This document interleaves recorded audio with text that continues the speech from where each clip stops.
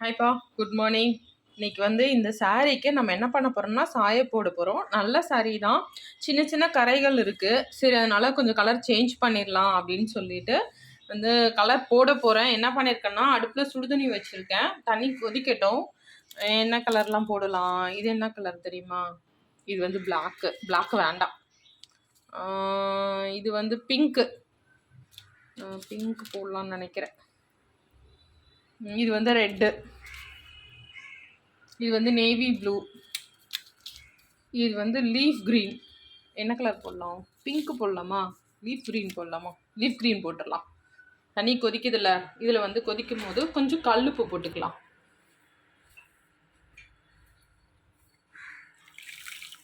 கொதிச்சதுக்கப்புறம் அந்த கலரை போட்டுட்டு துணியை அதில் அமுக்க வேண்டியது தான்.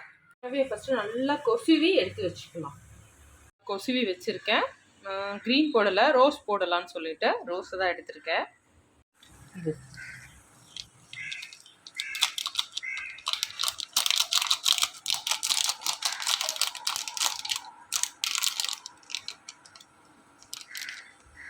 இது கடையில் 15 ரூபா.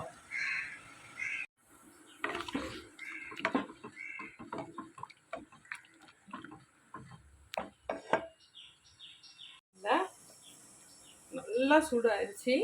அடுப்பு சிம்மில் வச்சுருக்கேன். இந்த டைமில் அடுப்பை நிறுத்திட்டு இந்த துணியை உள்ளே போட்டுடலாம்.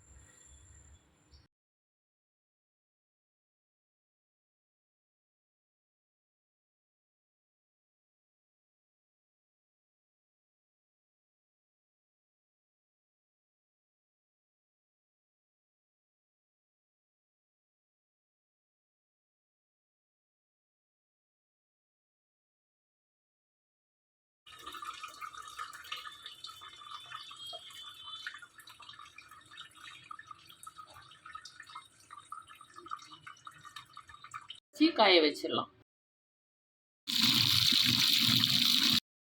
இல்லை, நல்லா அலசி வச்சுருக்கேன். தண்ணி இப்படி தான் இருக்குது. சாயம் ரொம்பலாம் இதுவாகலை. காய வச்சிடலாம். காய வச்சாச்சு. இப்படி தான் இருக்குது சாரி. கிட்டலாம் தெரியல.